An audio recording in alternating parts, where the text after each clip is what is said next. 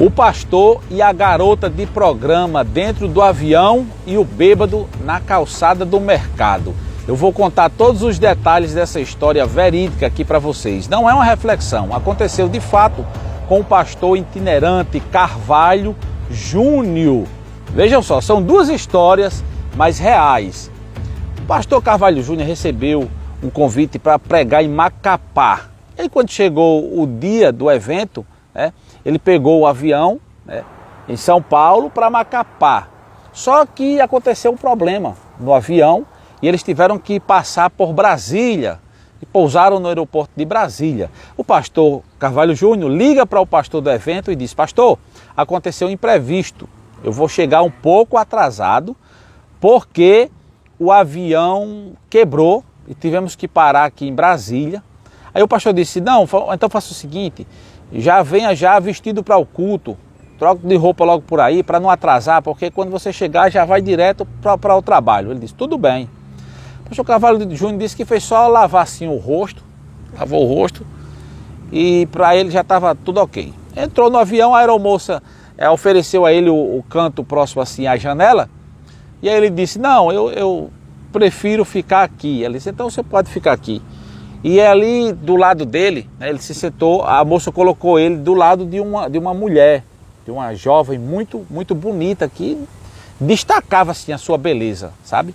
E aí o pastor Carvalho Júnior pegou a Bíblia e começou a ler a Bíblia. Ele disse que tem esse hábito agora, desde a morte do pastor Antônio, Luiz Antônio, que Deus revelou ao pastor Luiz Antônio nos Gideões de Camboriú. Ele teve uma revelação, ele disse: olha, eu vi muitos corpos no chão com sacos pretos de um avião que caía, tal.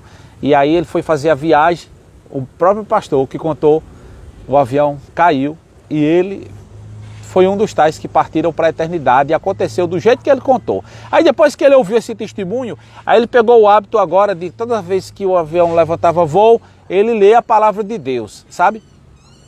E aí ele abriu a Bíblia e começou a ler a palavra de Deus. Ele percebeu que aquela moça que estava assim do lado, olhou assim para ele, e olhou assim com um canto de olho para ela, e aí ele achou que a sua leitura ali estava perturbando ela, e disse assim: moça, o cheiro das páginas lhe ofende, lhe prejudica? Se prejudicar, eu paro agora.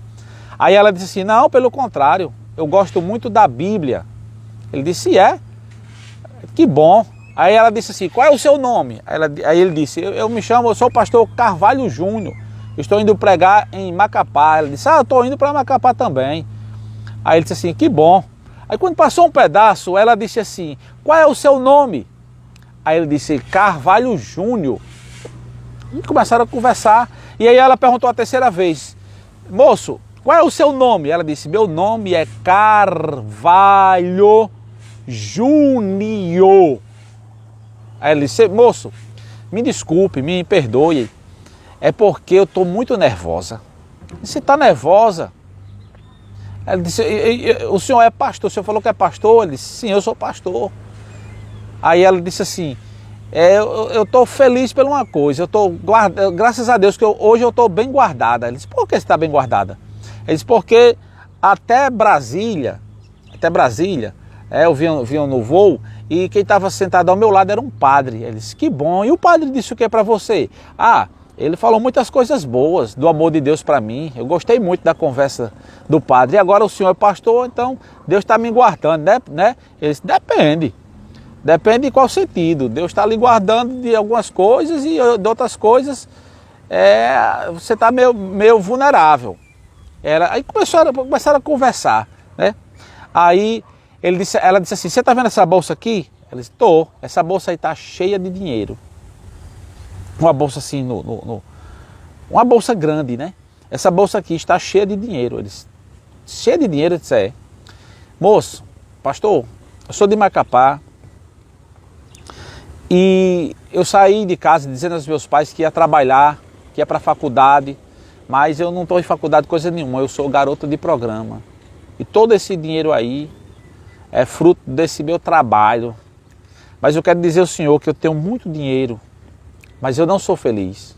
eu não tenho paz, eu estou angustiada. Quando eu pego assim um voo, eu fico angustiada, sabe? Aí o pastor disse assim, minha jovem, Jesus te ama. Ele disse, como é que Deus pode amar, Jesus me amar? Eu só faço coisa errada, pastor. Eu trabalho com o meu corpo, eu sei que isso não é certo. Aí ele disse assim, Jesus te ama ainda mais. Ainda mais. Ele disse, é mesmo, pastor? Ele disse, é. Se você quer receber Jesus como Salvador, ela disse, não, faz o seguinte, quando o senhor estiver pregando lá em Macapá, eu vou lá, eu vou assistir o culto. Ele disse, não, você pode aceitar Jesus aqui agora, dentro do avião. Ela disse, dentro do avião aqui agora? Se eu posso aceitar Jesus aqui agora, dentro do avião? Ele disse, pode. Me dê aqui a sua mão. Fez uma oração. Ele disse, mas por que o senhor quer fazer essa oração? Antes de fazer a oração, ele disse, por que o senhor quer fazer essa oração aqui agora? Aí ele disse assim, porque por dois motivos. Primeiro, esse avião pode não chegar no destino. Se aí se você já estiver com Deus, com Jesus, consertada com Deus, se tiver se arrependido dos seus pecados, aí nós vamos direto para a glória. E segundo, para chegar lá embaixo e depois fazer a oração lá de baixo, vai demorar, a gente já está aqui em cima, a nossa oração vai chegar primeiro do céu do que a deles que está lá embaixo. Claro, o pastor disse isso assim, de uma forma de brincar, né? Porque aonde você orar, Deus vai ouvir. Tanto faz você estar alto, baixo. Jonas orou lá do ventre do peixe e Deus escutou a voz dele no mesmo instante. Porque Deus está em todos os lugares. Ele disse isso assim para descontrair um pouco, porque ela estava muito tensa, muito nervosa. Então ela disse, então eu quero aceitar Jesus aqui. Pegou na mão dela, fez uma oração. E aí o pessoal, o inimigo, o demônio se manifestou na vida dela, gente. E ela começou a se tremer, bater nas poltronas, e começou aquele alvoroço dentro do avião. E o aeromoço veio e disse, o que é que está acontecendo? Ele disse, nada, traga um copo d'água. E ela se acalmou.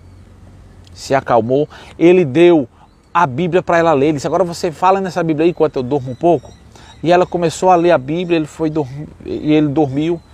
Quando chegaram no destino, ele disse para ela onde é que ia pregar no congresso, tal. E bom, ele foi. Quando chegou lá, ele já foi direto para a igreja para pregar, para o evento para pregar.